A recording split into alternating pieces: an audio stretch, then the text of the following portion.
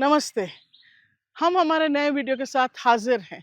आज हम यहाँ कुन्नूर में हैं, जो कि तमिलनाडु का एक हिल स्टेशन है, और यहाँ पे हम Stanes Anglo Indian higher secondary school पे आए हैं। तो देखते हैं किस तरह से ये स्कूल, जो कि 1858 में एस्टैब्लिश हुआ था, किस तरह से इंडिया में योगदान अपना दे रहा है भारत में, और किस तरह से नेशन बिल्डिंग में मदद कर रहा है। तो चलें हम देखते हैं।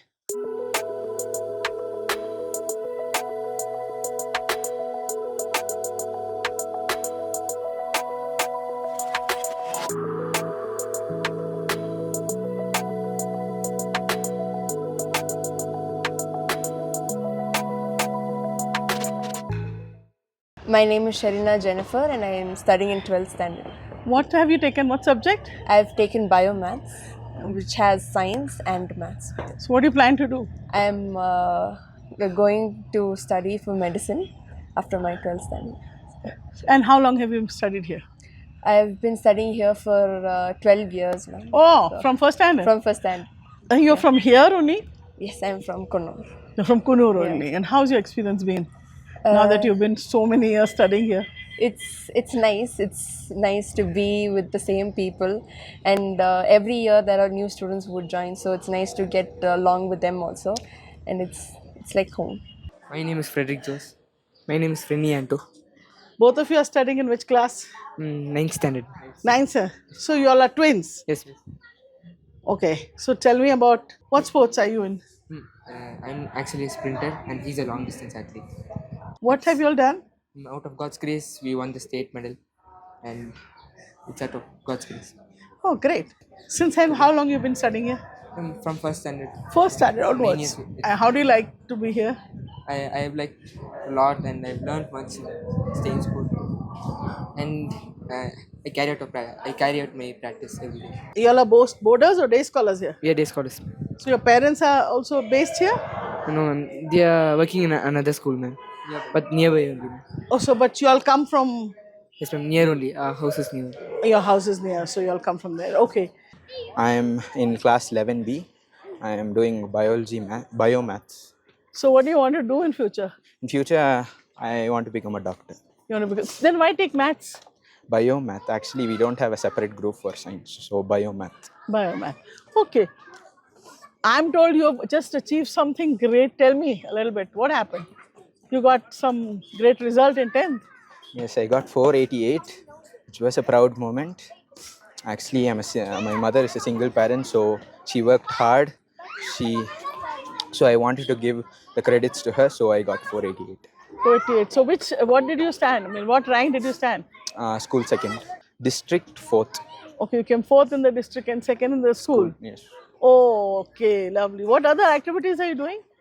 I am a professional debater. What do you mean by professional debater? Accomplished professional. Actually, I go for debates. I do well. I bring back rewards to school, bring cups, shields to school. Okay. So you want to be a doctor? Yes. Right. And what happens to your debating? Debating, that's my passion. I'm not like interested only on debates. It's my passion, so I concentrate more on my studies. Anything else you're doing in extracurricular? In 8th standard, I went to up to the state for basketball. I'm Danita Francis and I'm studying in 12th standard and I've taken biomaths, which has science and maths. Yeah. Okay. What do you want to do? I'm planning to do law after 12th and Then? then I'll be trying for UPSC. Oh, you don't want to be a lawyer? I'll give a shot for UPSC and then maybe I'll try for a lawyer. So I'll write UPSC and if I don't clear it, then I'll go for it. This is a really small ground. We have only a 160-meter track. Okay. But I must tell you that every year we send at least about 45 to 54 children to the state, qualifying through the districts and the zonals. We produced national athletes, as you can see, high jump medalists. So we have 2 high jumpers who have gone to the nationals from here. And we've had 100 meters also have gone from here. Oh. But a lot of long distance runners, because also the terrain is more supportive of long distance runners. We've produced long distance runners. Because of height, they would have an advantage when they go on the plains. The altitude of this place and Colorado is the same. Most long distance runners go to these two places to train. So all the Indian team come here to train, the long distance runners. So I'm the seventh Indian principal in this school. So the first Indian principal was in about 1965, Ms. Bernard. And then we've had six. So in the last 60 years, I'm the seventh principal. I've spent about 14 years here. My background is a little different from all the other educationists who've been part of this school. I finished my computer science. I did a master's in business administration. Then I did my B.Ed, and I came in from the corporate. I used to be part of some of the large corporates in India, and I used to mostly work in operations, marketing, and I ended up with HR and learning and development. And when I was doing learning and development, I realized one of the things that was lacking in the kind of quality of children that were coming into schools. I felt that there was a huge gap between what was happening in education and where the industry stood. And so I always used to joke that the only way to fix it is to go back into education. And interestingly, Staines was looking for somebody from the corporate world. And so I, at that time, felt it was a good option for me to move. And I moved here 14 years ago from the corporate, completed my B.Ed, did my PhD in education, and stayed here as the principal for these many years. So where are you from then? I was born and brought up in Ooty. I studied in a school called Breeks. And Breeks was the first collector of the Nilgiris. And so he had started a school. I studied there from class 1 to 12. I passed out here, and then for college and other education, I went down and had to travel down and do my college and come back here. Tell us about Staines. So Staines started in 1858. It was started by Thomas Staines, who was the brother of Robert Staines. They are a family who came here predominantly to run tea and coffee industries. They started that, and then they realized that there was a need for English education, and so they started the school. So this school was started by Thomas Staines in 1858. They did go down to Coimbatore in 1862 and start another Staines that was started by the brother Robert Staines.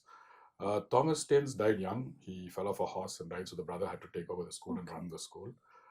It started off as a girls' European school and then slowly grew into becoming a co-educational school. It started in another campus about a kilometer away from here. And then they moved to this campus, and it's been in this campus since 1862 to date. So it's been about 165 years on this campus.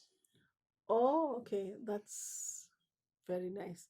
So how many students do you have in this place? So we have about 1,400 children. We have from pre-KG to class 12. We have about 100 in pre-primary, about 800 in class 1 to 10, and about 500 in the higher secondary, which is class 11 and 12. What streams are you all running here in the 11, 12? So class 11 and 12, we have 4 groups. We have one pure, science group, which has math, one science group, which is Biology. math, which is biology. Then we have a commerce group, one with math and one without math. So they're predominantly 4 groups. The largest intake is in the computer science group because of what the industry demands today. Mm-hmm. And then we have the biology group, which has the second largest intake. Commerce and thing have an equal intake to a slightly larger intake than even the biology group. So those 2 groups. There are 4 groups, and we have about 500 in those 4 groups. So all of them are day scholars, or you have boarders? Yeah, 10% of that population are boarders. That's 90% is day scholars. So you are actually catering to the local population here. That has been the objective always of the school, to cater to the local population. This is a small town. We have a population of about 75,000 in the town, and so our intention is to cater to the town. And when we talk about the district, we have neighboring, like Ooty is a neighboring town, and we have Kotagiri. So children come in from Ooty, Kotagiri. Sometimes they even come in from Gudla, which is about an hour and a half from here. So these are largely the areas that we cater to. What are the other things you all do? I mean, you all have extracurricular activities. What kind? So one of the things that as a school over the years that we've learned is that, marks is a byproduct. We've never looked at mark as an end product. And so while largely today, because of the competition, many people look at, marks as an end product. And we felt that if you do all the processes right, marks will happen. And so we also believe that there should be a moral quotient, a physical quotient, an emotional quotient, and a spiritual quotient, and an intelligent quotient. Largely what happens, parents and institutes measure a child by IQ. Mm-hmm. But we think that up to the age of 30, that's what all research tells you, that IQ can get you to a certain place. But beyond that, it's all the EQ and the MQ and stuff like that. So in order to build all these quotients, you have to have a large number of co-curricular activities. So you have drama, you have music, you have debates, you have sports, you have games. And we feel that unless a child is well rounded, and they may not have a high IQ, all children may not have a high IQ, but usually children will have a high PQ. So we need to cater to their physical needs in terms of games. There are some people who like drama, there are some people who like debates. And so largely, in order to create a well-rounded student, we make sure that we have about 61 activities in the year. That is part of the 61. Oh, wow, that's that's a part of our lot. calendar.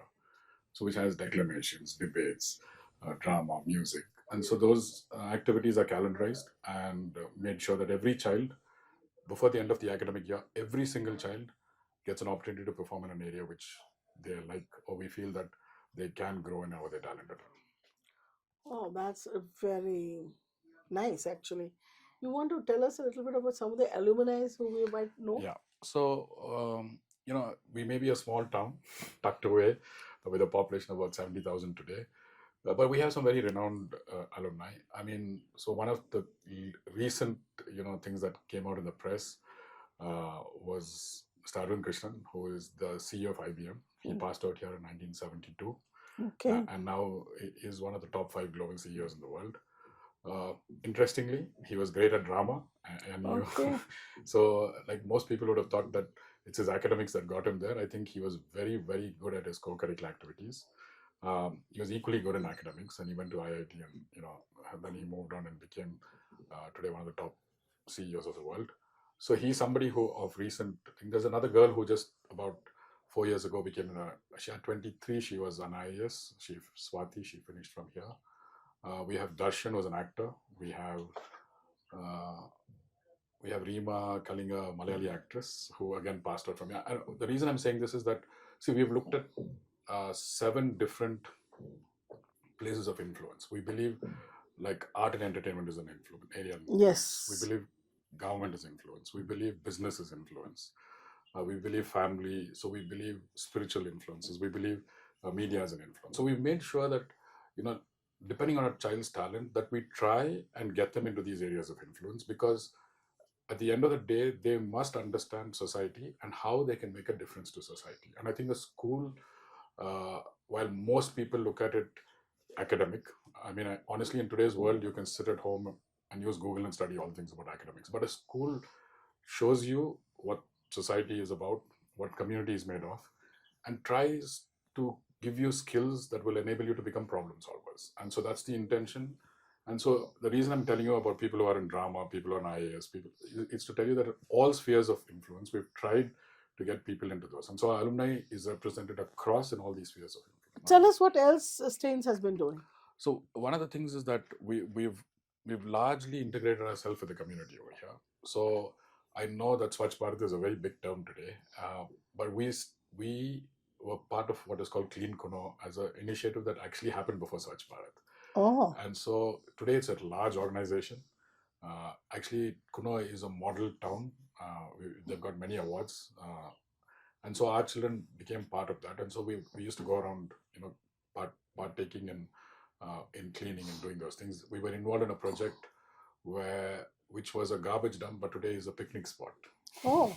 Converted into. So we've made children understand how important the ecosystem is, and so we've got them involved in that. Then a lot of things we did were not very formal, but then we slowly formalized community activities. Like we are part of the Interact Club, we're part of the Rotary. We've contributed to hospitals, to dialysis units, to old age homes, to orphanages. Oh. And we have children council who are presidents, secretaries, office bearers who run these communities and actually generate their own revenue. They have directors, they have media directors, they have fundraisers, and so they do this. The whole idea is for them to get involved, to see what the community is.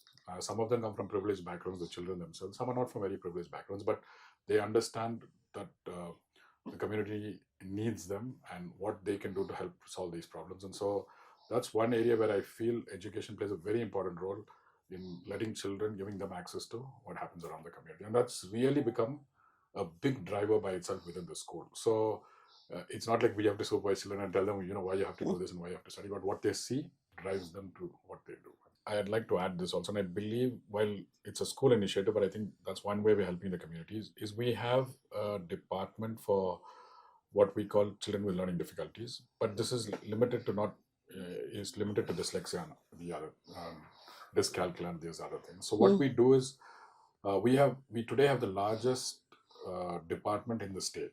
So how this grew to be this is as soon as children come into school, irrespective of which class they come in, usually they come in class 1, but if we even take them in other classes, we do an assessment to see what is the gap in the child. That is, what is the chronological age, a gap between reading and writing, and all. So we look at the gap and we see how quickly we can bridge that gap.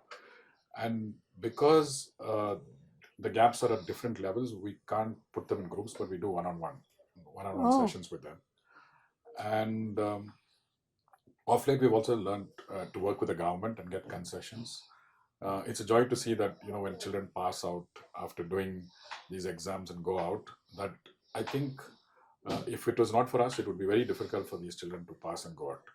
Largely because a large number of schools like to measure their success based on their pass percentage. For us, we as a school took a decision that we will not send out anybody, because we believe that the only way, or one of the ways to achieve 100% is to weed out those who who will not pass. But we decided we keep everybody irrespective of what the gap is, and we specially train them, and we have special teachers who train them and prepare them. We've also worked with the government who supported us, who gives us exemptions for these children, like extra time to write an exam. They don't correct them on spellings, or they give us calculators to use, and so it becomes easier for these children to pass and go out. So that's one of the big services that Stains has done, and we're known for it, and that's a great service to the community, I feel. So these children go out today. They've passed out of colleges. They're working as chefs. Some of them are working in Sweden, in other places, and are doing really well. It's good when they come back and tell us how well they're doing. And I think that if it was not for us, this category of children would struggle. Like I said, the others will survive without us, but this is one category where we feel that we've really made a difference in their lives, and we're really happy about that. Great. You want to tell me a little bit about if you have foreign students here? So we've had international students. We've had largely Koreans. We've also had people who come from the US and Canada, people who are citizens from there, but they are NRIs, they are Indians who settled there. These are second generation children who these are parents who like the American citizenship but want Indian education, so they send them back here. But after COVID, a large number of this has slowed down, understandably, because during that period, a lot of them couldn't go back home. And in times like that, I think the safest place is home and your own country. So that did leave a little bit of trauma in some of your children, and therefore the numbers have slowed down. Hopefully that will change in the years to come. And so that's also teaches us and helps us when we have children from different nationality. So I'm Tamil Mani, who teaches French here. So I have been teaching French in Stains for the last 6 years. Okay. How come you're teaching French? You're from Tamil Nadu. Tell me. No, actually I'm from Pondicherry. I did my master's, UG, everything in Pondicherry. So my hometown is Pondicherry. So I came here to Kunnu for an interview, and I started my career here. And I like this place, and I like the school. I learned many things from the school. So I just thought like we will continue our career over here. So I'm just going. So you've been studying in French or what? I studied French. So after my higher studies, I did my UG in French as well as my master's in French. Oh. And my diploma was in French. So how it's been experience teaching French to children here? It's a nice experience actually, because for them it's a new language. For me, in our place, it's official language, and I'm used to the culture, everything. So it's very good to teach them not only the language, the culture, and their like way of the foods, everything. So every year we used to have a lot of French cultural activities. Oh. We conduct French food festival. We conduct French declamations. So I don't want to like just to teach them the language. I just want to teach them the culture of the French. Okay. So you were saying that your school has a lot of students? Yes. We have more than 200 students learning French here, and I think that is the largest number over the district. Okay, so in Nilgiris district, your school has the more number of students, maximum number of students. Maximum number of students who is pursuing French. My name is Mrs. Nancy Biju. I'm an English teacher. I teach the high school, that's 8, 9, 10. I've completed more than 25 years. This is my 27th year here. Oh, lovely. I'm an ex-Stainite. I was a God. student here. I came back to be a teacher here. Oh, lovely. So you've always lived in Kunur. Most of my years. I was only born in Kerala, but my parents came to work in the tea company here. So I was only born there, brought up here, and most of my years I spent in this lovely hills, Nilgiris. I've spent my lovely days here, my youth days here, and as a young student, I was well trained by my teachers. I think that's how I became a teacher. I was inspired by them. That's what made me come back here. It's a beautiful school. It's not just the exterior that looks beautiful, but we have very good teachers. We have a lot of lovely children coming to us, naughty ones too, but it's a good time and it's a blessed place, and we feel we are called for a purpose. Ma'am, I'm Ronald Stephen Fernandez. I'm an Anglo-Indian. I work here in Staines as a faculty in physics department as well as in the administration as a headmaster. Okay, how long you've worked here? A very short period of 30 years. Okay, and before, I mean, you came here, where are you from?